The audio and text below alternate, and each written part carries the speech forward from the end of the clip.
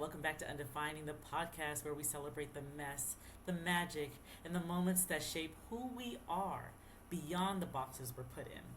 I'm your host, Glo Butler, and every week we sit down with brilliant artists, creatives, and culture shifters who are rewriting the rules and redefining what it means to show up in the world. Check it out. Today, I'm so excited to be joined by Sam Morrison, a brilliant comedian, writer, and performer. He's one of my favorites. I didn't add that in the second time around. Who brings both heart and hilarity to everything he does. You've seen him on Late Night with Seth Meyers, Comedy Central, and The Drew Barrymore Show. His one-man show, Sugar Daddy, was extended off-Broadway 4 times and is now in development for Broadway. And he's performed at major festivals, including Just for Laughs, Netflix is a Joke, and the New York Comedy Festival. He's a Yes and Laughter Lab Fellow, a 20 Summers resident, and someone who is redefining legacy one laugh at a time. Let's welcome Sam. Sam, how are you today? That's the crowd. Glo, I love you. The energy that you bring. I'm like reminded. No. It's been far too long. It's been a long time. And it's so great to be back in your energy, and you're simulating the crowds going wild, and that's what it's always like, hanging out with you. I know, and it's been, you know what, me and Sam hung out for, like, we actually hung out, and Sam was, like, the only comedian that I actually wanted to go into his closet and steal it. I don't think there's one thing you've ever worn that I was just like, I need... But you knew me when shit was... Yeah. In development. But you also looked cute. You're like, really? I always, I say this about tall people. Back in 2019, though. 2019 was like 6 years ago. That's so crazy. No. Oh my God, that is crazy. But like, I don't know. I feel like, that's probably when we saw each other most. Yeah, we just. Yeah. But I mean, and you knew me back in those days. You were still doing the windbreakers. You were still doing it was a good development. People didn't know it was a development. You were. I'm glad it looks like that from the outside, because I look back at those pictures and I'm like, girl, what were you doing? Who were you? Truly. Is there any way that I can rearrange this so I don't have to look at myself? I don't even think so. I think this is just what it is. It exposes us. What kind of torture is this?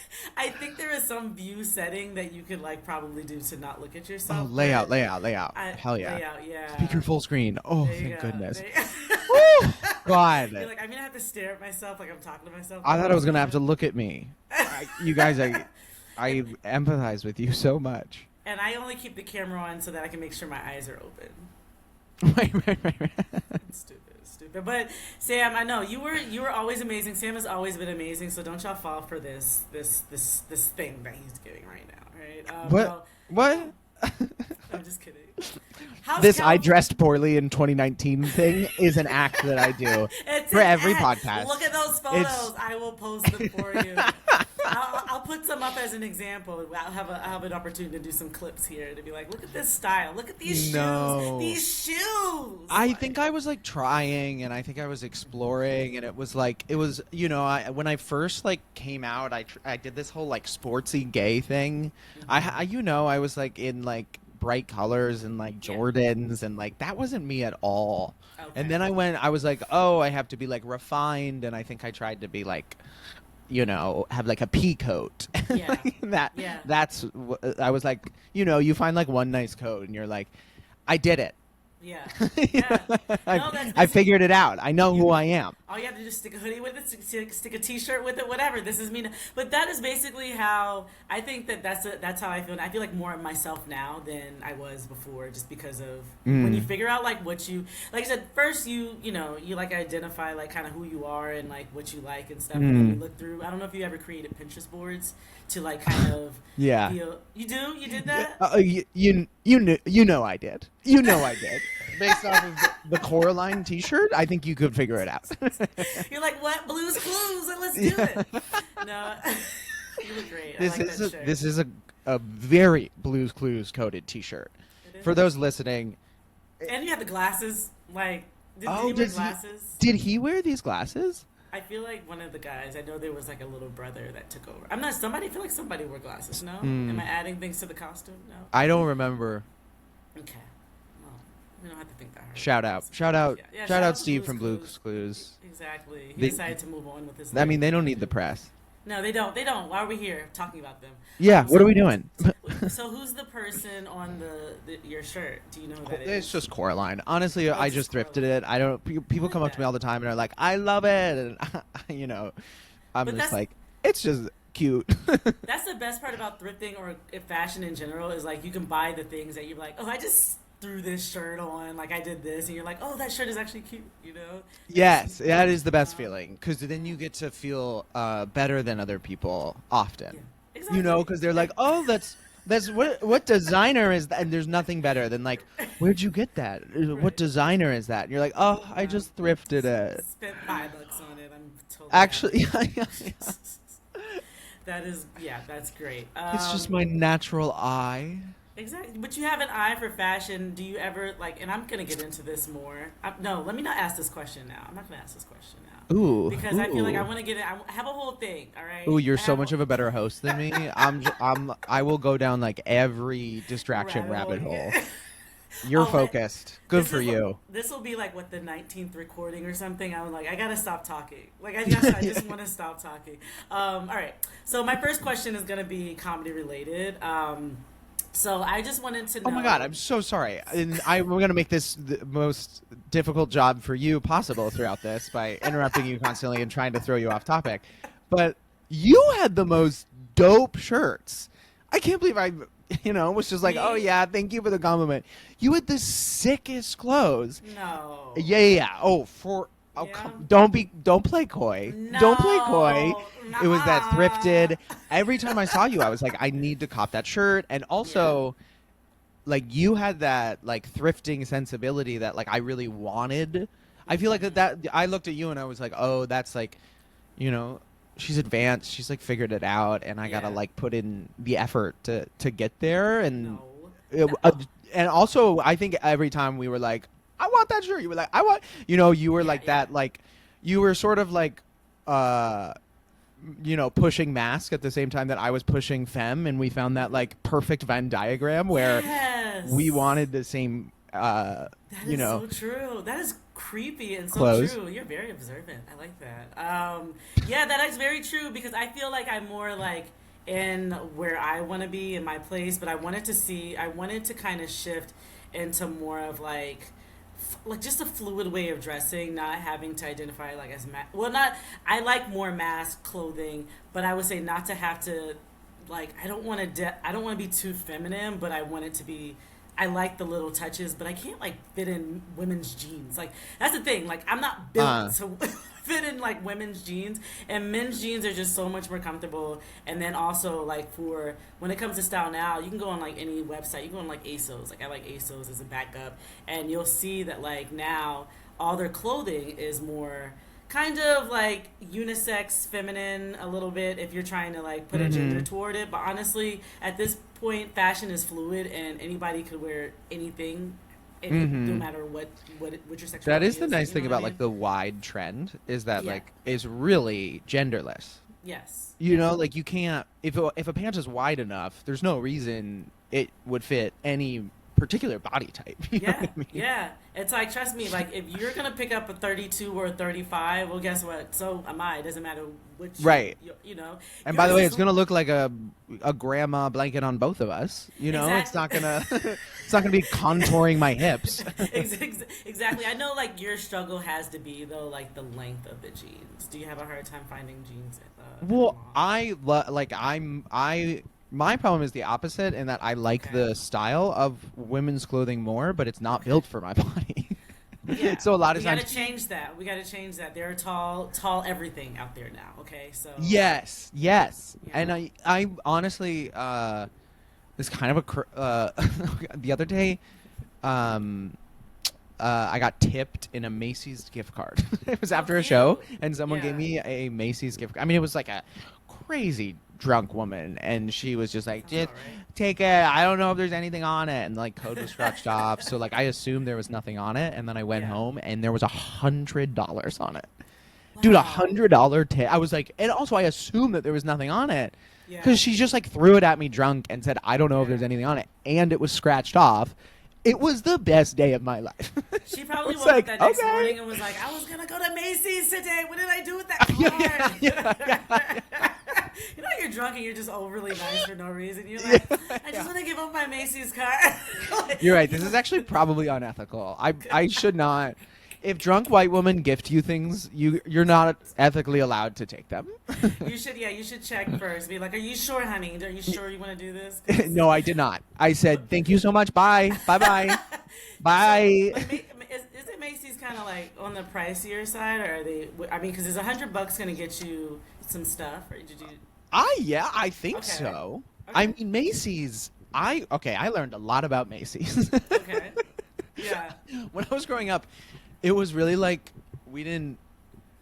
I don't know. I had older sister and older brother, so I got like mostly hand-me-downs, and then when it was like school shopping, it was like Old Navy or Marshalls, Yeah. or like I would go to the mall and like go to Abercrombie and Fitch, which was like. That's the yeah. But I never. Anyway, the point being, I had never like department stores at all. I was like super unfamiliar with. Mm-hmm. It's crazy. First of all, I went right to the motherland. I went to the Macy's in New York, which is the flagship. It's a whole block, and it like to take over a whole block in the middle of it's like 34th Street. Mm-hmm. Italian. It is crazy, dude. Yeah. That place. Yeah. I cannot explain what was inside of there unless you've been. I'm just explaining a normal department store to people that I know have been in department stores. But if you Right. haven't, let me tell you, Yeah. this is wild. It's a whole city in there. Mm-hmm. I have no idea how they make money. Yeah. I mean, who is going to these fucking stores? Yeah. And it has everything. It had every store, and at this point, it's truly just like a little city. Yeah. I mean, experience of a lifetime, honestly. Yeah. I spent 6 hours trying to navigate to find the plus-size women's section, and then I spent 12 minutes shopping, and I had the best time of my life. Yeah. No, that's how I felt. I mean, that's how ridiculously big those stores are. I went into Victoria's Secret, telling my business, on, I think this was like, 57th and something. But I went, and it was like 3 or 4 stories high. And I was looking for something, and then I went all the way down to the bottom level, and I was like, yeah, Stephanie told me that it was right here, and they were like, who's Stephanie? So it's like they don't even know each other, like the colleagues, like, the people who work there. It's so big that nobody even knows who works in there, besides if you're in their same department or some shit. Right. Isn't that crazy? Yeah. So it really is like a town. It's just a town of like little people with like retail, little people like just working in there, and that's a thing. That's overwhelming, though. That's ridiculous. Yeah. I would be like, you know what? It's like I would rather it be one of those like Instacart where it's just like, can I just like shop through some things and just have somebody like go pick it up for me? Right, yeah. I think Yeah, that should be a thing. That should be a thing, especially like so many people that just hate fashion. Yeah. It's like just give it to how them. could you not? Exactly. Just like give whatever. Exactly. Like you're just gonna show up for whatever. If you don't know how to shop for clothes, oh well. This is the replacement that you got. But yeah, so like no, but that's cool. So you did use the gift card. You haven't answered that. I did. I got. You did use it. Okay. Honestly, I used half of it. Yeah. Well, I that's mean, good. there's like a lot of stuff you can get for under $100 for sure. At Macy's. Well, that's good to know. Shout out to Macy's. They don't need us either. Shout out to Macy's. Shout out to Blue's Clues. Yeah, all of the above, right? But Macy's is one of those places I just like. I wouldn't go in. I think it's the Forever 21 in Times Square. That is, don't ever do it again. Like I see why like people steal. Oh, They make it too yeah. easy. Yeah, it's like 3 levels. Yeah, what was your experience like? Chaos. And I was Yeah. only looking for a shirt. It was Yeah. because it was before Pride and I needed this one shirt that wasn't online and it was in the store. So I couldn't even tell you. It was like some type crop top. See, that's what I mean by like our styles have evolved over the year. Or you said that they've evolved. Because it was some crop top that I was sweating in like 2017, 2018. And I'm like, I wouldn't even be caught in that sweater now. Yeah. You know what I mean? I'm like, And who you was went there it? like specifically to get a crop Yeah. top, this crop top? Yeah, it was a crop top, like little like short sleeve hoodie situation. It was like checkered. It looked like a checkerboard, and I Uh-huh. had to have it. I Uh-huh. had to have it, and Uh-huh. probably only wore it twice. Yeah, Yep. and it Yep. shrunk on me, or I gained weight. One or the other. Well, definitely not the latter. But we're not gonna talk about that. Like nobody gives away their weight gain secrets, right? No, I mean, yeah, I just super relate to that. Just those things from like Zara that in 2018 I was like, There you this go. is so cute. This is like, Yes. I was like so excited about it, especially when I like first discovered, like, you go to New York and you're like Zara, Forever 21, and all H&M, and they're all right there, and you're like, oh my god, it's so easy to be fashionable. Yeah, yeah. And now you look back and you're like, girl. Yeah. I can't even. I get you discovered a crop top, but like, calm down. Yeah, yeah, they go crazy in there. But the thing about it is Zara, and I say this if anybody that works for Zara is listening, I highly doubt it. But I would say this: they need to up the sizes in their freaking jeans. I can't even. I went in there and like probably tried to squeeze my ass and like I don't know what's a women's size, like 16 or something, like, which is high. Yeah. I can't even fit that. Like their high is. I can't Yeah. even fit their height, and they don't even have like the largest sizes in stock like that. So there's not like if you go in Zara, you're gonna It's walk crazy. out feeling like That's you're a badass. crazy. You know what I mean? But Zara needs to up their sizes. They need to do better with their jean sizes, and maybe I'll go back I'm in Zara's also expensive. That is just so fucking crazy. Yeah. I mean, their sizes are crazy. Yeah, yeah. What- It's what not the realistic at all. fuck? It's not. They're junior sizes, and that's I can't. I go there and I try on women's clothing, and like they never have like a size big enough for like my shoulders, Yeah. and I'm like, what the is this like? Yeah. I honestly think it's like, I in my head there is no other option other than like sort of an evil fashion gay Yeah. that's just like thinking about how he's gonna make women insecure. Exactly. Hey, thank you. That's Just at the like exactly- very top floor of like an octagon shaped building, Yep. just like we'll go the pants up to the size of a leprechaun, and then everyone else is gonna just feel terrible about themselves. We want them to leave feeling terrible. Exactly. And there's 100 twinks there, none of them are allowed to talk, and they all just go, that's a great idea. You know what, Sam? It's Yeah. Go ahead and admit you were a fly on the wall when that decision was Zara the decision with how they were going to design. Oh, I was not the fly on the wall. I was Voldemort. I was she herself. I created this. I said only It was twinks you. matter. I said only the teeniest, tiniest people matter. That is so funny. And everybody else, they can go to separate stores with the ugliest clothes in the world. Exactly. With the ugliest, beigest clothes. Yes. Yes. Yes. Seriously, and I can't wait to that American Apparel documentary drops. There's like on Netflix. There's about to be. Ooh, fun. It's like the cult American. Did you ever shop at American Apparel when you were? I'm sure, yeah. It was big back in like the Yeah, early yeah. 2000s, maybe. Oh, a yeah. little bit. It was. Wait, creepy yeah, how- American Apparel. Whatever. Just the color. You remember it's like all they had was like.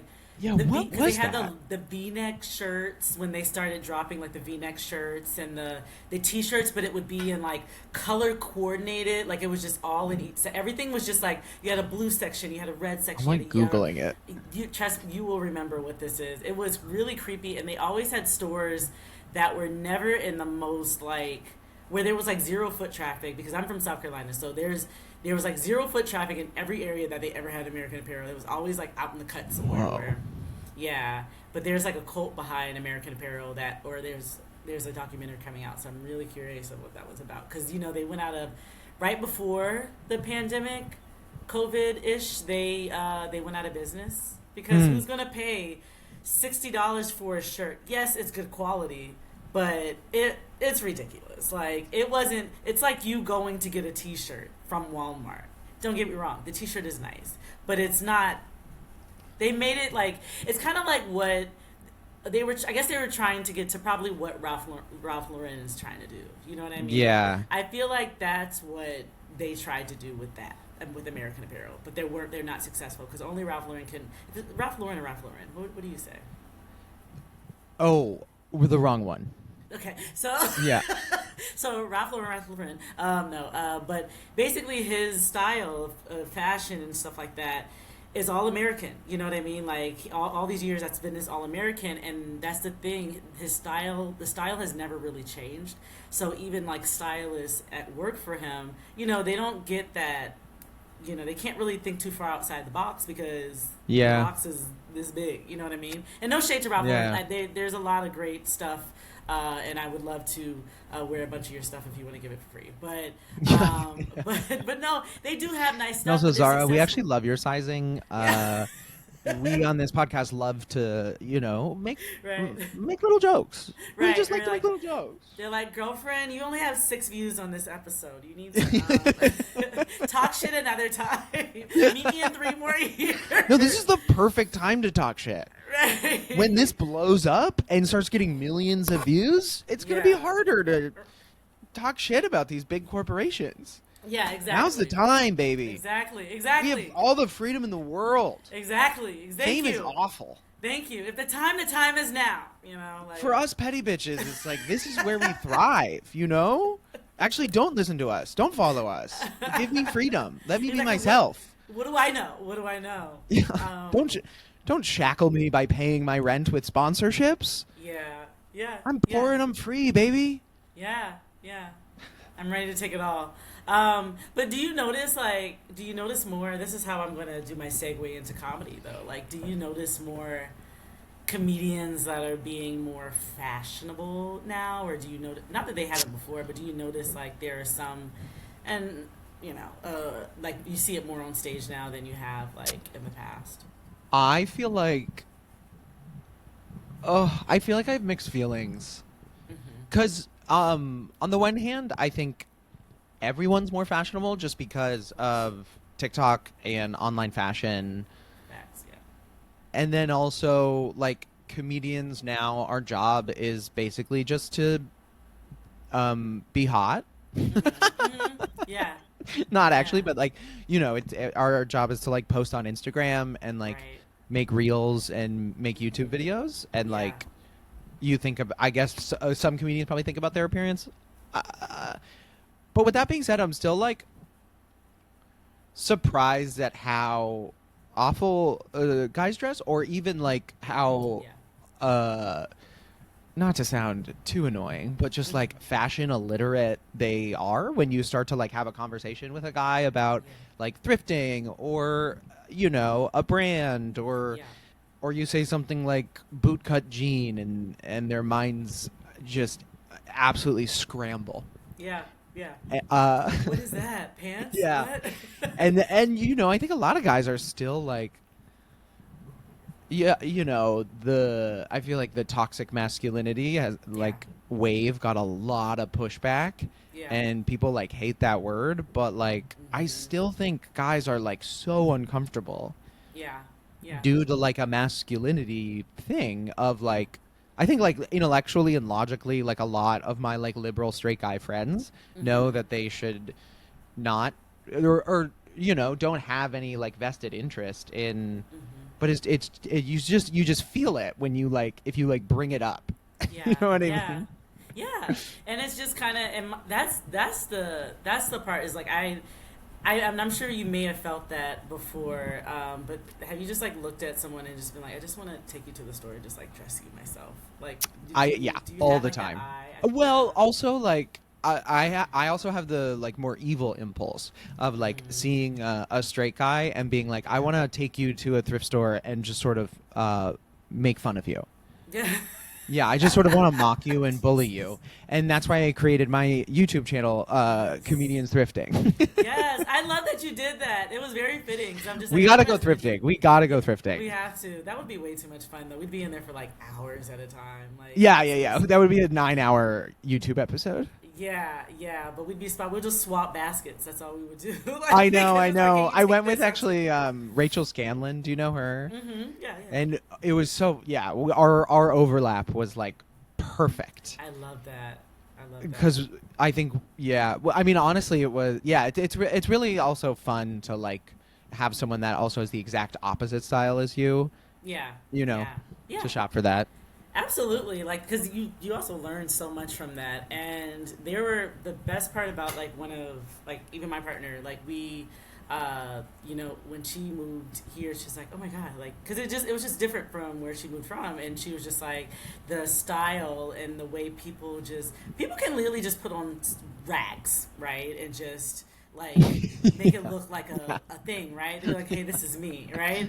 And then she's like, how do you, I was like, it's really that simple. And like, I took her to the thrift store and like, and went in there. But the thing about it is like, I have an eye for certain things that I like, you know what I mean? And somebody else's taste is not going to be the same as that. So over time, not that she didn't already have a great fashion sense, but over time, you know, she had, you know, she was like, okay, this is what I really like. And she knew what she wanted to do. It's one of those things that you have to change environments to really become yourself. You know what I mean? Because a lot of things I feel like I felt like when I lived in the South, and then even when I lived in DC, I felt like I was still very basic. No shade to the environments and the spaces around there. But it wasn't until I got to New York where I started to really explore other things. Other than that, I was a basic bitch before this. Yeah, that makes so much sense. And it's not because I'm sure there was great thrifting in DC also. Yeah. But it really is like, it's about, I think it's like comedy. I think it's like you find yourself. And like, if you do that, then the rest of it comes really easily. Yeah, it is. And it will. And also, like, I don't think I have a good eye for other people. I think that's like a real skill set that you have, and obviously, like, you know, people make professions out of it. But I just don't like I don't like the bad dressed lesbians, like the bad studs and stuff. Like, there's a couple of comedians they know, and because I said it to their face, I'm like, you should hell yeah, you should let me take you to the store with your money. It's Kate McKinnon. But before you do that, you gotta have you have to be able to say that to them, like, not, you know what I mean? Like, I'm not. Oh yeah, and that's where you and I differ. I would never. I will talk about them behind their back for the rest of eternity. I will go on a podcast with you and not get any sponsorships. This is why we're here, because I'm scared of confrontation. That's funny. But like, I also figured out, I think I have like a real, like, well, I just like, I'm not like a fashion girl. I just like love thrifting, I think. Okay. I mean, I just have like an insane fashion taste and style, but I have a strong opinions. Yeah. Yeah. And so I think friends will like think that I am good at fashion, will like ask me for advice, and that's a huge mistake. Yeah. And I'll try to give it, and then they'll end up just like looking like me, which is like a coastal grandmother. And that's not what that's not what everyone else wants. That's what no one else wants. Except for, it's like, I mean, it is. Yeah. I mean, because it does remind me of that, but I like it because if I look at you, I'm like, okay, that's Sam. You know what I mean? I can tell that's like... That's the dream. You know, if somebody tries to like mock that, you can tell that they're mocking that. I'm like, you look like Sam. Well, I mean, it's not also... necessarily mock, but you know what I mean? Like, if they want to be like... Because sometimes people see things on you and they're like, I want to pull that off, you know? And I'm like, do it. Like, that's so you're like, shady. babe, it's clothes. You're like, no, it's just cloth. It's not trigonometry, you know? My goodness, that's so wrong. But sometimes it is just like, you see just like, oh, I have some friends that are just so unbelievably tiny and hot. Yeah. And if you're tiny and hot, oh my God. I am so mad at you. Yeah. That's the end of the thought. No, I just like they put on like a crop top that ends here and it looks like it cost $1 million. There's no way any human could replicate that. Yeah. Oh no, absolutely not. No, because somebody's gonna go out of their way to go do that. You know what I mean? Or just shrink themselves. But also, that's how I feel about tall people. You know, I have an obsession. Yeah. I have an obsession with like. Come for us, babe. Women and men. I'm right here. Like that, but like women, especially because they're hot and I'm attracted to them. But And men too. Beautiful. I'm making this way too complicated. But like, so I love you being like, I'm gay, by the way. Okay. And don't you ever forget. But like, no, but I love it because everything on Tall People just looks cute. You can literally get up, put on like a t-shirt that doesn't even fit you in like the tiniest way. And I'm like, that is it. That is it. Like, Tall People can just do, like, clothes just fall the right way on you guys. And there's also struggles, but I hear you. I totally hear you. Yeah. I just wish I was tinier so I could fit in women's clothes. Oh, I see. Yeah. I can't go, most of the time when I go thrifting, I can only look at the men's section because thrift stores for the most part don't carry plus size. Right. And, there's only so many stores that have women's clothes that fit me. Yeah, and that's what I'm saying.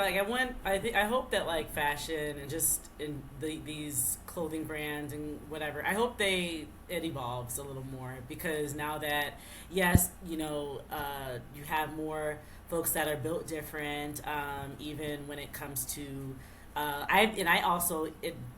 even for like women too, you have tall 6 foot and up women with bigger feet, and I just think that there should be extra, like, we're not in the 1920s anymore. You know what I mean? Oh my God, bigger feet. I can't find. Yeah.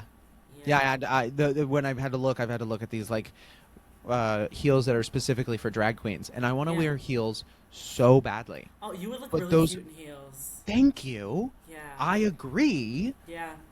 And I've just looked, and it's like the ones that I've looked at are so expensive because they're like specialty or novelty or whatever.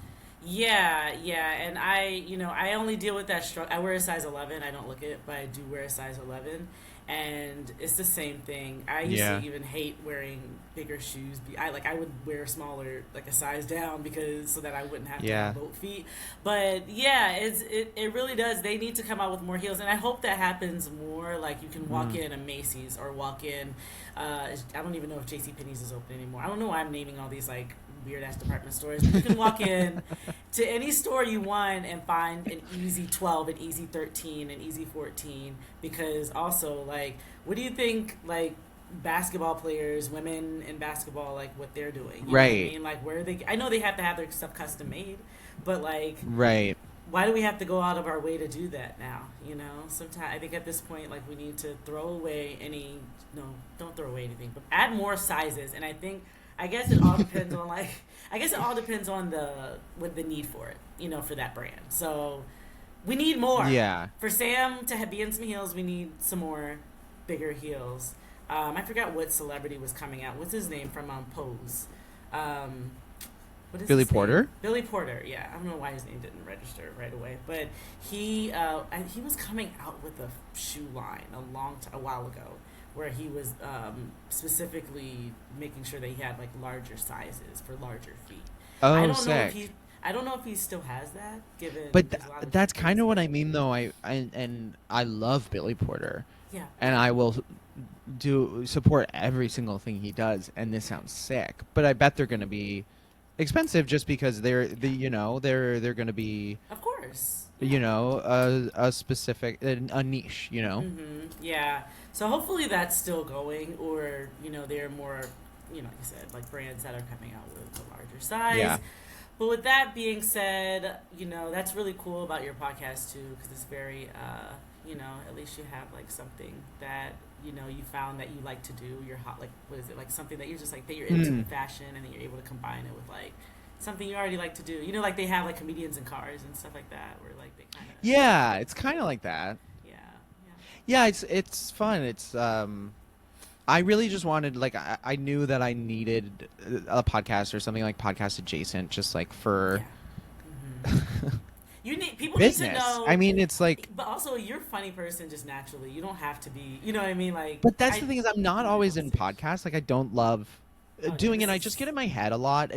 I'll do anything in the world with you, and I genuinely enjoy it most of the time when I get into it. But it's just like, I just get in my head, and I'm just a really anxious person, and I thought just like moving around and like doing a hobby and like having fun with it and riffing would get me out of my head a little bit. Yeah, and for the most part, it's been super fun. It's like, it's a lot Yeah, I think we're finding our rhythm, but it's a lot of work. Yeah, yeah. Anyway, it is really fun, and also like it's super fun for like I think comedians. If you say like, "Hey, do you want to go thrifting with me for 30 minutes on my YouTube channel?" It's a little bit of a more fun ask. You know what I mean? So Yeah, because it's I think, cool. yeah, this right here is, sitting, and you would think that this would be like the most convenient for a lot of comedians, but it's actually not. And there, I think the one thing about it is I don't even like listening to my voice. You know what I mean? So it's like me Right. having to edit anything out of this. And I'm just like, because I do Me that. too. Yeah, It's so hard. it's so hard because I'm just like, okay, like, hurry up and speed this up a bit, like, you know what I Oh, mean? yeah. But Oh my that's God. the only thing is like, yeah, just having to like go back and be like, okay, and hope that people appreciate it and really like put in see all your hard work that you put into it, Yep. because that's a really cool concept and idea for for you. Um, but I want to know. I guess we've actually never talked about like. I don't think we've ever really truly talked about like how you got into comedy and when like you really discovered like yourself and when you're funny and stuff. When did you like? When did you like? When did you discover that you were like funny? That you thought you were funny?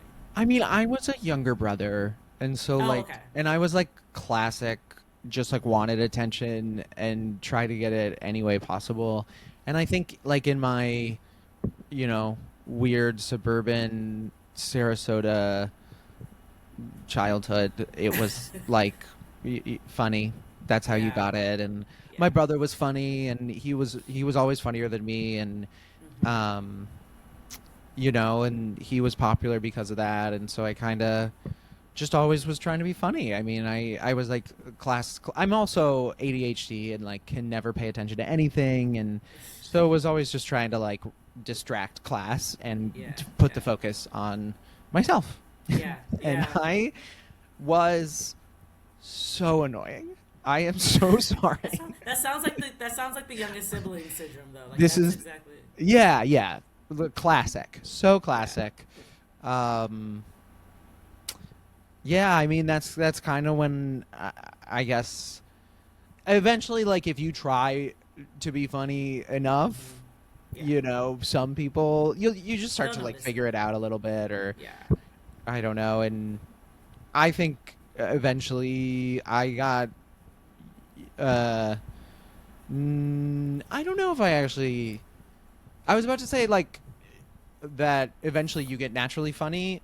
The term naturally funny is something I always sort of uh, push up against, because I think it is actually a learned skill more than Yes. people like our society gives it credit for. And certainly as stand-up comedians, we know that like if you go to open mics and are writing jokes, and you're gonna get funnier for sure. Yeah. Um, I think naturally funny people mostly mean like naturally likable. Mhm. Mhm. And like I've never you know I think in maybe certain social circles maybe, but I don't think that's ever been my forte. Yeah. uh but I was able to learn how to be funny, I think, a little bit. I did like speech and debate in high school, and like was doing these like Wow. comedy speeches. Oh And my god, that's cool. yeah, I mean, it was speech and debate is such a weird world, but yeah, eventually I like tried. I basically graduated college and like tried an open mic, and then you just kind of got addicted to them. Yeah. I think, and then you meet comedians that are actually comedians, and you're like, oh, what? Yeah. Cool, Yeah. Yeah. Yeah. That's the pretty much you nailed that when you were describing how you know what naturally funny really looks like, or like I think that everything takes practice, because there can always be like a funny person and they can always be a great comedian, but it really depends on, but the difference between just being funny and getting on stage and performing and stuff like that, and actually Yeah, having to write out what you have to say, because it can be taught to somebody who's funny. Now there are also a lot of people that are completely dry and they get on yeah, stage and they're like, whoa, you know so it's a weird world. People are yep. weird, and in a great way. I say that in a loving way because I'm weird too. I But know. yeah, Yeah, the naturally funny. That's such a good point, because we also, I think, as a society, we like all recognize like a lot of comedians are like depressed off stage, or like Yeah. sad, or like struggling with Right. depression and anxiety and all these other mental illnesses. And then we're also like, it's just about natural funniness. And it's like, well, one of them, they kind of contradict each other. Yeah, yeah. I think it always takes just practice, because there are things that we talk about that, especially like we make light of a lot of things. So there's a lot of skills, stuff that you have to develop in order to be able to tell something that even may be personable or maybe whatever. Like a lot of things are like a lot of people tell things based off their personal lives. You know what I mean? And Yeah, so exactly. You're able to make people laugh through that, man. Come on, like that's a given gift to me, but definitely takes a skill to keep practicing on that in order to develop that. So when did you decide to like say, hey, I'm gonna like be a comedian and this is gonna be like my career now? Like, what did you have, like a moment, or was that like just a year that you walked in and you're like, this is it, I'm gonna I think super early. I was like, I'm going to, I didn't know what I wanted to do after college, and so I was like, I had this like basically like internship that turned into like an assistant type gig at and like the ad side of the travel channel, and I knew I didn't really want to do that, and I don't know, I was like just struggling to like figure out what I really wanted. And I think at some point I was just like, well, what if I just like focus on stand up for, a year, and like put everything, like put minimal effort into the other stuff. And I think once I did that, I realized like how close being a professional comedian was, because pretty early I figured out about like the college market, and that was kind of a game changer for me. And because it's like it's like the only way you can. I think it's like the easiest way to make money before you have like credits and like have all these other things that like every other comedy institution looks for, or at least did in like 2018. Yeah, and it's more. I think it's like more consistent with the college circuit when you're like performing for colleges and stuff. Because I know like a lot of comedians that go that route, and there's a couple of like comedians that gave me some companies and some management companies that like they book for or agents that book for for colleges and stuff like that, just that they book for, because like they do it so much, and this was a few years, maybe more than a few years ago. This is a while ago. This is before the pandemic. So that's always like a good, that and like corporate gigs, between the two. But I would say colleges seem like more consistent for a lot of like comedians. Like if you're trying to like do that, I feel like that's more. But I don't know. I haven't done it all, so I can't say. I can't say what makes more. But you're right. It definitely helps like build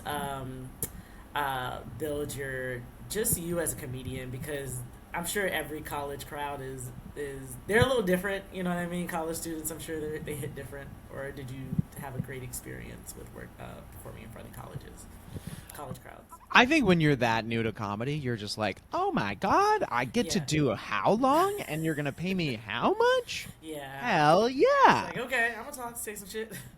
Yeah, like I was so excited, and like I wanted to do the best job, and like I wanted to, get booked again, and I was just like so happy to be, I really felt like I like made it. The first time I booked a bunch of colleges, I was like, my mom won't be thrilled. I'll tell this story, but like when I was at like a college conference, and I booked, I think it was like 26 colleges, which is like enough basically for like a year's salary. And the way I was living, like more than that. And I called my mom, and she was just like, you cannot quit your job. Which is, it makes sense for mom. But because they're when at that moment I was like, it was like such a celebratory thing for me, and all you care about is just like performing and being able to keep doing it. Yeah, yeah. And you know, this was the dream, and so it was so much fun. Yeah. I mean, now I'll like complain about colleges for the rest of the podcast if you want, but Yeah. but that was you then. This is you now. Like yeah. Now I'm a bitter old queen, but at the time, I was like a hopeful little twink, and I really, I was kind. I was nice to other people. Yeah. Yeah. I looked people in the eye. I didn't mistreat them. Everything's changed. No, you're not that way, man. I would say like and also. Glow, you don't know me anymore. Oh yeah, this is the you now. It's been years. Everything's different. Coraline and I have taken a different path in life. That is, you know what though, you're still amazing, and I'm always gonna say that unless you just go, you know what, fuck off, Glow. When did you sort of like know that you wanted to be a comedian? That was when I was in DC. I was like booked on. Also, I was living a delusional. My first 2 years alone was just like in a delusional world of like, oh yeah, like da da da. Because I just thought that everything just happened overnight, but I still kept moving. Right. So it was just kind of like, what was it? It was Tony Woods called me. He had. I was debating whether to go to dental school. And he was just like, I went into the military and I was a dentist. He was in tech. He got to the school to study to be a dentist, and so he was just like, he dropped out to do comedy. And I was like, that's really? my sign. Yeah, I was like, that's my sign. And this was like right before he booked me to. This was 2012, 2013. He booked me to open for him at Baltimore Comedy Factory. Yeah, and so ever since then. I was just like, fuck everything, and I was like, this is just me. But I couldn't like really share it with family. I don't know if you felt that way. Were you able to like share that with your family right away, or did they like was it the college, getting booked for the colleges where that's when you were serious enough to be like, hey, this is seriously what I'm doing now. You know what I mean? Like. At that point I was like no, this is seriously what I'm doing. Are you kidding me? What else am I going to do? I'm a prodigy. Are you kidding me? And of course, like, the colleges came and went, and the bank account came and went, and I had to get another day job, and that process happened 9 more times. But yeah, it happens. But at that time, I was once that happened, I was like, it's over. It's over for these hoes. Yeah, there you go. I love that. You think I'm ever gonna work again? No, but seriously, you have that moment where you're just like, yeah, this is it. That was kind of my moment. I needed somebody to give me an answer, and I needed somebody that could give me something that I've been wanting to do since. Like, I asked my guidance counselor in high school. I was just like, she's like, what do you want to be when you grow up? And I was like, I want to be a stand-up comedian. I want to audition for SNL and all this stuff. And she was like, no, realistically, what do you want to do? And so I just said, fuck it. Yeah, like, all right, of course. You know what I mean? So once I had that sign, I was like, oh, so you knew guidance counselor. That's high school? High school, yeah. My guidance counselor in high school. So blew no way. So much money in college, and I say that because I dropped out. And because it was all like dumb. It was just like, I can just go to school and learn stuff, or like go to like a tech school, or go to like something, like if I could go back, I would probably just like sign up for like some writing class. But I didn't know that though we had resources like that back then. You know what I mean? Like, I'm from the South, so like being like, oh, how do we get started and how do we do this, like, was not. I had a friend that signed me up for an open mic. That's how I started in DC. So yeah. But that's, I guess when you said, like, how young were you when you went into your guidance counselor's office? It was like, I want to be on SNL. Yeah, I was like 17 or 18 years old. Damn, dude. Yeah. Isn't that crazy? And then so I was just like, well, I guess I can just major in journalism and be like a TV, like news reporter and stuff. And journalism is very hard. It is very hard. So I dropped out, and I don't really have any regrets. Everybody's like, go back and finish. I was like, no. Like, I know. I got to pay so much money back because of that. But yeah. I would just say that, like, always follow. That's why when I see like people who are artists or musicians and stuff, they stuck with it. You know what I mean? After being told like, you're not going to make enough money for that. That's the part you got to detach from the money part and just do. and just tell your mom to just send you over $50,000 and don't ask questions. But I want to talk about. You're still, your solo show is still happening. Is are Mhm. you are and then are you going to be on tour for that soon, or is that Yeah, we just did an industry presentation in New York, which is like a theater thing. yeah, I'm not as like I've learned a lot about like the theater process. It's obviously such a different world from stand up, yeah, and it's a long process of like development and you know getting investors excited and then finding like the right space for it. mm-hmm. Um, and then also like there's like a whole team involved with Nice, lighting and sound and set and all this different stuff. And so I'm sort of at the whim of like my producer and theater owners and yeah, seasons and when things open and close. And so yeah, the process has been a lot sort of longer than I expected. yeah, yeah, Theater is a totally different ballgame. yeah. But I yeah, can imagine. we're continuing to work on it, and we're just we're talking yesterday about some venue options and next steps. So yeah, it's something that I'm continuing to work on in the background until we have another run. Nice, nice. I love Yeah. it. Are you going to Edinburgh next month? Are you going to be No, I'm performing there? not. I'm Yeah. not. I actually was going to, Mm-hmm. and I had this sort of work in progress idea for a new show, Oh, but nice. it just doesn't. It didn't quite all make sense. Yeah, yeah, I hear you.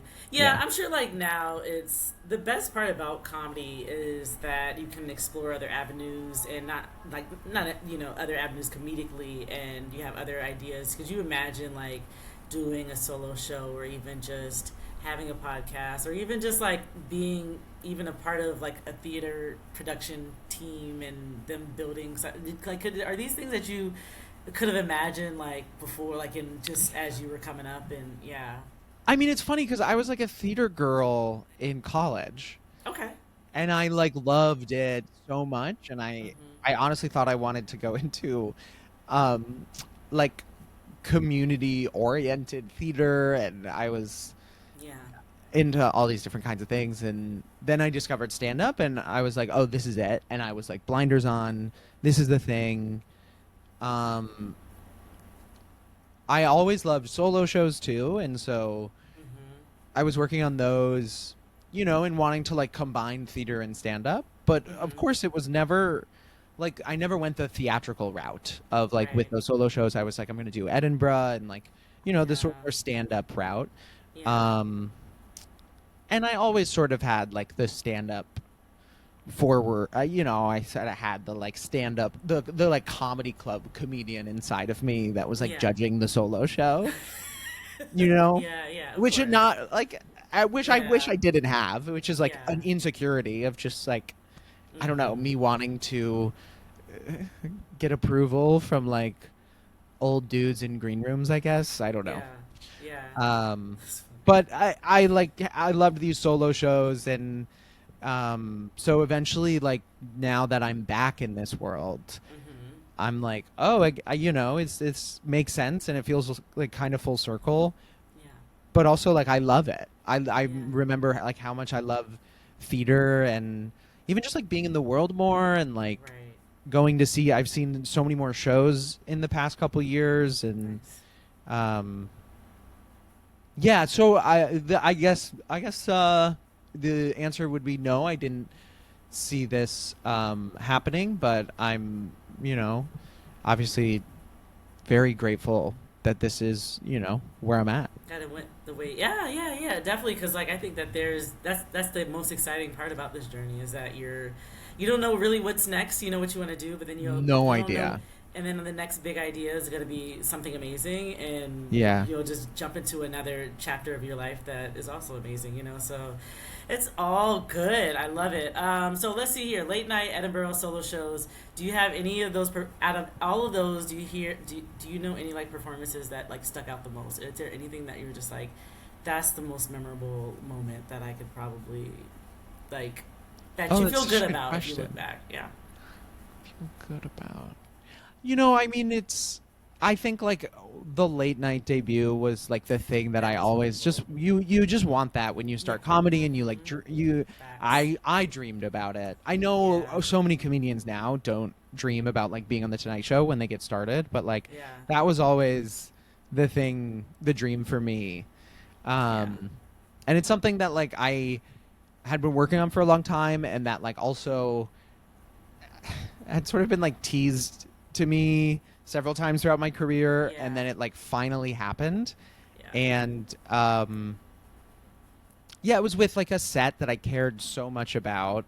My mom was able to be there, my like best friends were there. It was and I also felt great about the set. So like it all, it all was like it all came together, and it was a really cool moment. I mean, I think people nowadays especially like look down upon network TV or like these late night I don't. shows, Yeah. I don't. which is like fine if you do, and also Yeah.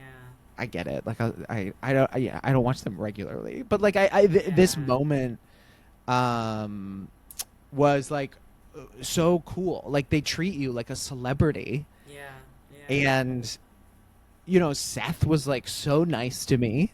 I heard he's a good guy. Yeah, I heard he was nice. Well, It I was heard he's so nice. cool. It was Yeah. like Yeah. yeah, it was like surreal. Yeah. So yeah, I think that was a really special moment. That's cool. Yeah.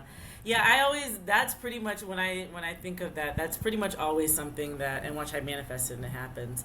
But that's something that I think you always, especially if you live in New York, they always say like prepare for like a good solid like tight 5 or tight whatever because like a late night spot and stuff. So that's always something I've been like prepared and ready for and stuff. But it's just a matter of it's just everything's about everybody's timing. I never like want to rush that. I never worry about why or what. It's just everybody's timing. Everything is everybody's timing. You know what I mean? So I know. yeah. It's so yeah. Yeah. No, but you're right. You got to have it ready. I know you have it ready. Oh yeah. And I know when the time comes, it's like it's gonna be It's gonna killer. Be yeah, yeah. Because I always want it to be a moment when I'm ready, and I always look at it like when things don't always happen right then and there. It's just because like you just need a little more time. But I definitely when that right time comes, I'll be like, yo, what's up, y'all? And I'm just kidding. I'm not getting on stage like that. Why would you do that? But I can only imagine it being so nerve-wracking. I have. You do that right in front of me. That's my opener. Yo, what's up? This is Sam. Okay. Mo. The impressions are uncanny. Are you working on that? You steal my T-shirt. I You am. talk I was like me. This is my impression of Sam. Okay, so we're gonna wind down the questions because I have a game that I want to play with you. But I do want to ask. I always ask people this question, and not to get like too deep or anything like that. But like, if you could look back at like either yourself in like we were talking about like you as a little brother and just being annoying like ridiculously annoying to like your siblings. Like what advice I would do you remember. say, what advice would you say what advice would you give your younger self like right now if you could just like look at yourself? Yeah, isn't that cool? Isn't that a cute question? Glow your yeah, you're and good thing you did not email me this because I would have said I'm not coming on.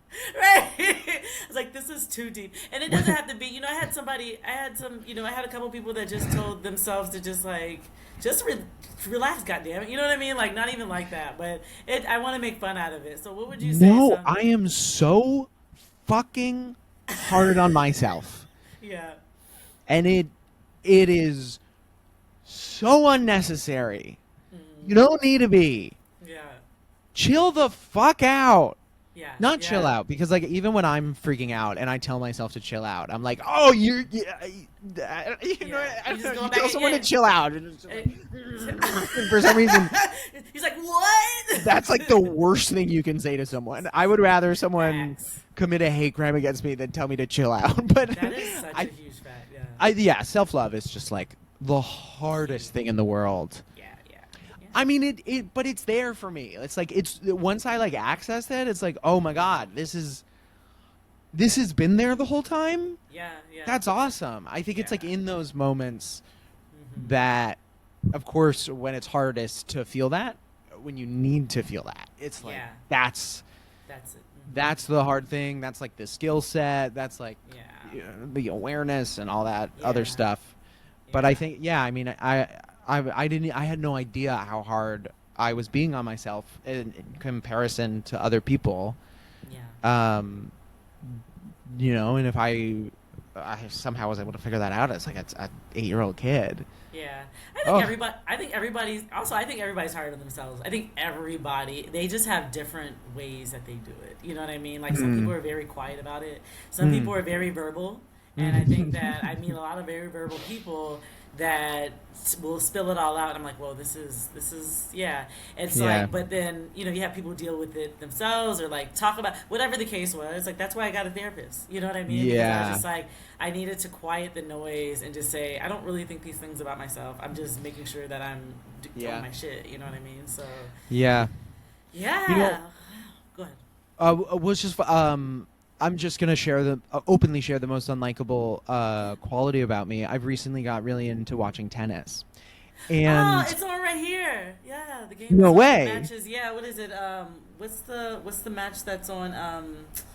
What is the tournament? Wimbledon. Wimbledon. Yeah, Coco was just on there when we started this podcast. Yeah, that's why I kind of had it low key, but I'm not gonna watch it. Like, oh my god. Well, how's she doing? I don't know if she won or not. I didn't see.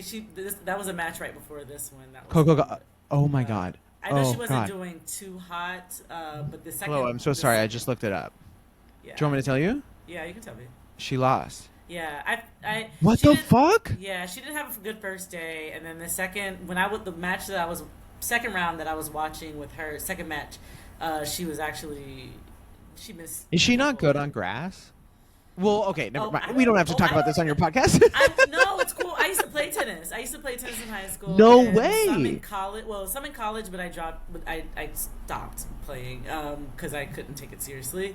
But yeah, I played tennis for quite a while. Yeah. Sick, dude. I love. Well, I don't know if I love it. I'm obsessed with it right now, and these things come and go for me. But that's my new thing. Well, I think I moved to LA, and there's a bunch of courts around, so nice. I just got into it. Yeah. I've been playing so much. It's fun. It's a lot of fun. I like it a lot, and I'm watching it again because I've been very obsessed with WNBA. So that's been all of my content for a lot on TikTok. But hell yeah, it gives me the followers. But yeah, so I do that a lot of recaps on that. I have a lot of sports people cussing me out though, telling me I don't know enough. I don't know what I'm talking about. Are you delusional? A lot of things like that. Are you going to Liberty games? I have been, yeah. So I have. I don't go to every single. I don't have season tickets or anything. Yeah. Because I'm waiting on them to just give it to me. But it'll happen. I do go to some games, and I said I was gonna get it back into another women's sport. So I said tennis since I know tennis already. So I'm gonna do tennis, and then I thought about golf, but golf is putting me to sleep. So oh my god, my brother watches golf. I do not get it. It's fun to play though, but I was just kind of like watching it. It's just like yeah. Hey, you should go to like Top Golf or something. Yeah. You know what I mean? It's like indoors, you have AC, like it's cute. You know what I mean? Yeah. But I would say like it's all right. I think I'm showing my age because I also want to go fishing. You know, Sam. So I'm okay. And this is the end of the podcast. And thank you so much for having me. I gotta go. You're like, ew. I thought you were good at fashion, but ew. Right. I didn't know you were a Republican. That's crazy. I am not. Well, somebody's gonna run with that. It's like, no, Sam said it. He confirmed it. Glow is, like I'm like that. Like I'm that popular like that. But tennis is such a sport of like, it's like, or at least the way that I play it, because I'm so hard on myself. It's like, it's so mental. You're all in your head by yourself. You mess up every game. Yeah. Stupid mistakes. You make so many stupid mistakes. It's like a game of this like mental gymnastics of self-love. Yeah. I'm sure Republicans wouldn't describe tennis that way, but that I think is what it is, whether you're like calling it that or not. Yeah. And that's why you see all these like temper tantrums and people are smashing their rackets and they're so angry. It's such a frustrating sport, and you have to be like relaxed. Yeah. It's crazy. Yeah, definitely. That's the hardest part about it is like just Yeah. being able to keep your composure during the times when like the girls in basketball can get away with it because they're just like like we like yeah, give us that. I But know. like tennis, you're like oh she's angry. Why is she doing that? Oh my gosh, kick her off the court, fine her, whatever. Yeah. But yeah, I like it, and it's actually a good workout too. Like just to keep like active and just being free and loving. See now I'm gonna go after this and go play tennis. So now we have that. Let's do it. All right, so I want to start. I want to close this out with a game. All right, Let's start. I'm Should we start the podcast? switch- Let's go ahead and start. Yes. We'll click record. Let me press record now. This is we've just been on the phone this whole time. But this is called Truth, Thrift, or Throwaway. Okay. Woo! So I'm going. Ooh, we got games. We got games. Always got games. All right. So I'm going to explain the rules. I'll give you, Sam, a word or phrase. All right. You tell me. Do you speak on it? Truth. You're going to say truth. Keep it. Thrift. Or leave it. Throwaway. So all of this is like kind of like comedy related. Like. I know we're almost done. I'm so sorry. Can I use the bathroom real quick? Yeah. Go for it, dude. Sorry. It's 4 for 4. Why not? I'm back. I didn't wash my hands. I promise. Oh my god, no one does anymore. It's amazing how like this freaking country you had to go through and explain how to wash your goddamn hands. I'm cussing a lot today. That's incredible. What am I How going dare you? through? Oh my goodness. Okay, so we're gonna play this game. Oversharing on stage. Like, do you have any limits? Truth, thrift, or throwaway? Throwaway. Yeah. Truth, thrift, or throw. Wait. I think you're forgetting. I am dumb. Can you help me understand? Can you help me understand this grading system? Yeah, because you're getting an F. Do you speak on it? Truth, keep it, which means thrift it, or leave it, throw it away. So truth, speak on it, thrift, keep it, or leave it, throw it away. Oh, truth. Oversharing on stage? That's the best part, right? Yeah, I mean that's what I think it's mandatory. Like, why are you a comedian? Like, Well, why do I care if you're not over? If you're that part. if you're just saying shit that anyone else could say. I mean, for stand up, you can find funny out of whatever. But if you're doing theater or like solo show or anything meaningful, I think you have to share too much. Yeah. Something that's uncomfortable. Yeah, you got to share too much so that you can get it out. So anyway, let's see here. All right, speak on it, truth, keep it, thrift, or leave it, throw away. Sequin jackets. Ooh. I mean, there are so many different kinds of sequin jackets. You don't just say sequins without going through all of it. Can't specify. I mean, look, I think I'm tainted by sequin jackets because I was like attracted to them when I didn't understand what, because some of them just look so bad, Yeah. So I'm gonna say for me, I'm gonna throw away. I don't think I've figured them out yet. I've never. I don't have a single sequin jacket in my closet right now that I like. Yeah. I mean, I don't think I have a single sequin jacket in my closet, but I don't think I've ever had or seen a sequin jacket that works for me. But obviously, I see them on the review, and I'm like, Slay, you look stunning. Yeah. Yeah. I like it on other people, but not, like you said, I haven't figured it out. And also, they itch. Like, sometimes the sequins, the wrong ones itch. I don't know what this is supposed to mean, but it says sad boy comedy. Sad boy comedy? Yeah.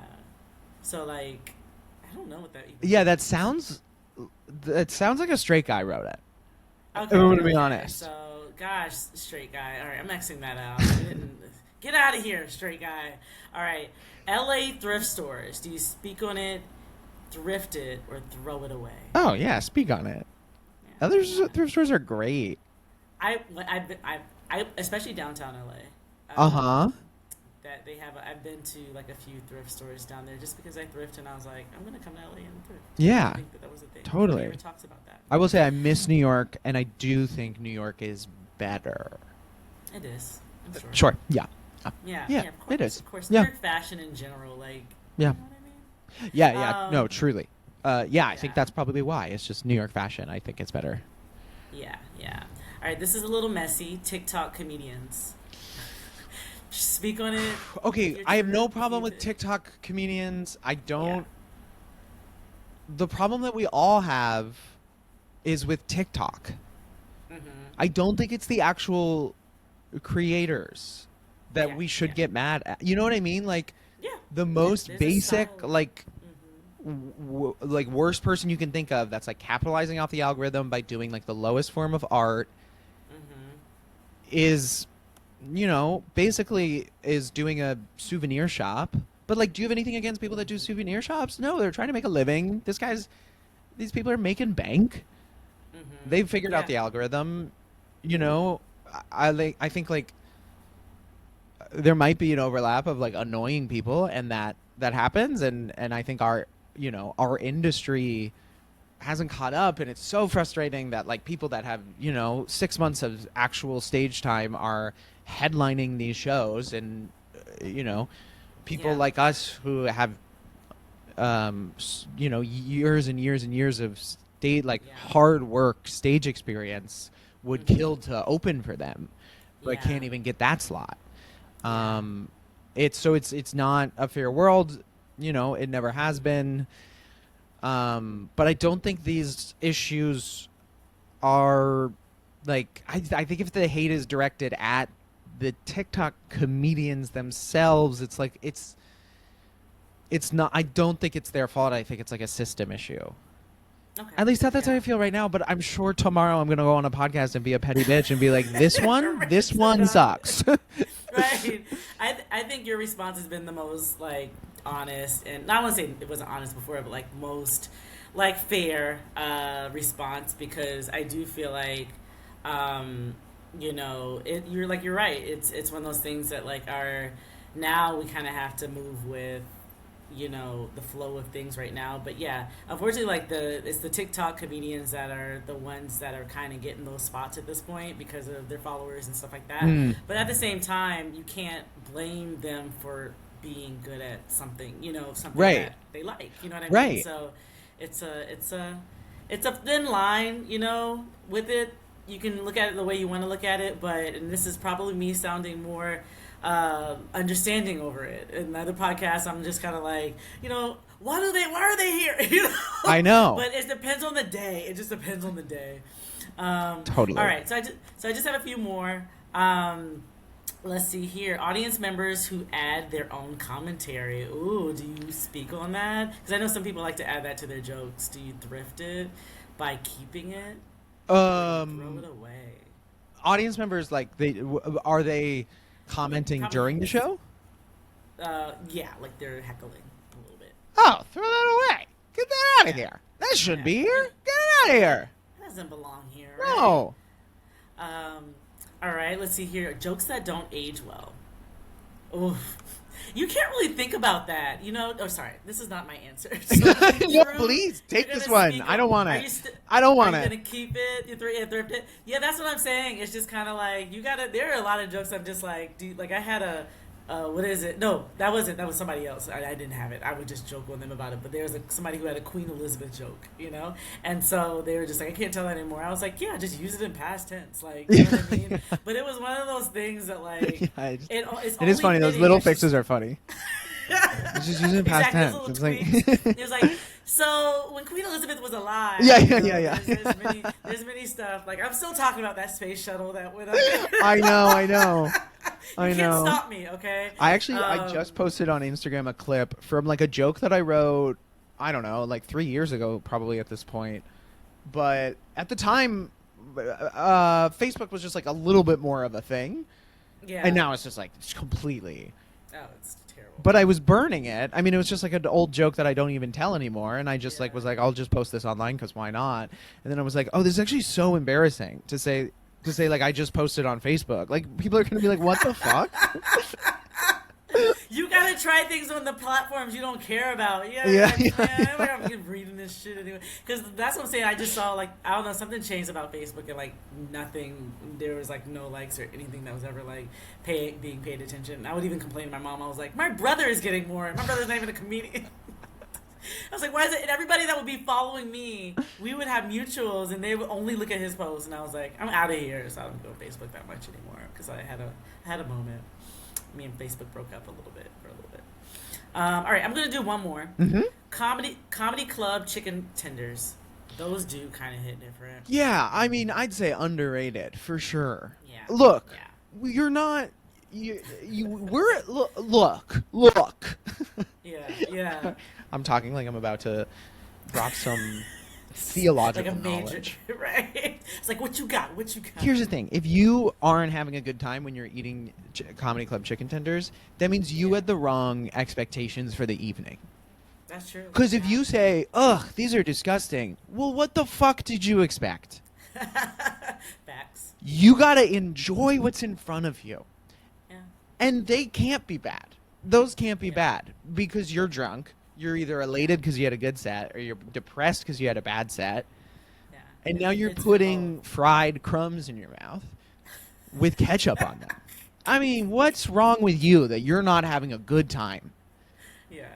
I can honestly tell people what comedy club, if any, has probably the worst to the best. I don't know. I haven't been in every single comedy club, but I would say the ones, if you can imagine, if it doesn't look like they have good chicken fingers, it's because they don't, and they probably dug it from somewhere. They probably just thawed out like a 5-month-old pack of chicken tenders for you. I promise you, it's been in the freezer for, I don't know. It's been thawed and unthawed like several times. It's as old as the comedians' jokes that are performing there. Yeah, exactly. Okay. And so that pretty much wraps up the game part. So before we close things out, Sam, where can people find you? Like, where are you? What are your Instagram, your TikTok, and maybe, X or Twitter or whatever? And then, like, do you have any shows coming up? Yeah, Samuel H. Morrison. Instagram is the best platform. But if you want, I do have a tour alert, and I will text you when I'm performing in your city, and only when I'm in your city. And this thing has been, like, a godsend for me. It really is so helpful. Cool. So if you sign up, it helps me out immensely. It takes 12 seconds. And I will text you once a year. I do not share data. I'm extremely careful with the data. So I know people are worried about that, but they also will you gave your information to China and Mark Zuckerberg and Jeff Bezos. You gotta trust that I'm a little less evil than them. Okay, you gotta just give me your freaking numbers. It's not that hard. Subscribe. No, yeah. So if you do that, that'd be super helpful. That's actually really smart. I like that. I just stole it from Ashley Gavin. She invented this whole text alert system, and I'm just the beneficiary. Okay, women in tech, let's do it. Yes. Yes. Yes. And where can people check out your podcast?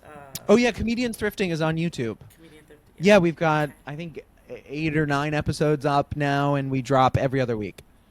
That's really cool. Yeah. It's picked up by Netflix and stuff like that. I don't know if that's what you want, but I feel like that's a great show concept. That'd be sick. I mean, I hope it gains more traction on YouTube. Hired for it. You said what? Oh, I know. Yeah.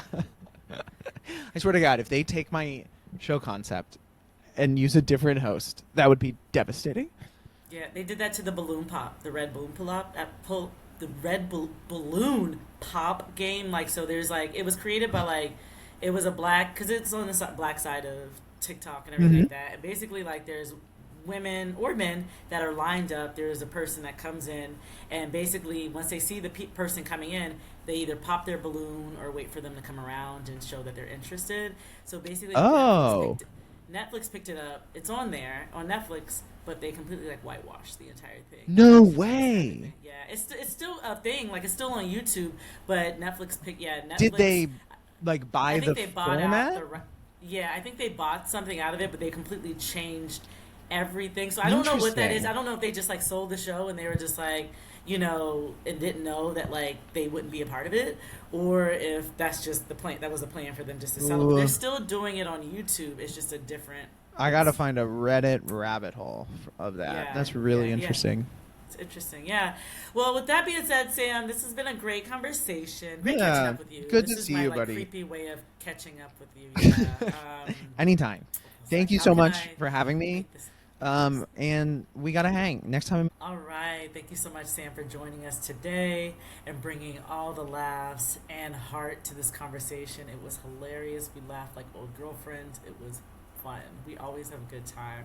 All right, y'all. And if you love this episode, don't forget to follow Sam on all his socials and check out all of his upcoming shows, especially his solo show. I would love for you guys to check it out. He's a very hilarious human being. You won't regret it. All right. And if you want more episodes like this, be sure to follow us on Instagram at Undefining Podcast, on TikTok at Undefining the Pod, Apple and Spotify, Undefining the Pod, and YouTube on Undefining the Pod. And if you want to support the podcast, you can always show love at Buy Me a Coffee. Thanks for listening. And remember, we're always evolving, always redefining. So make sure you take care of yourself out there. All right, until next time. Bye-bye. Undefining.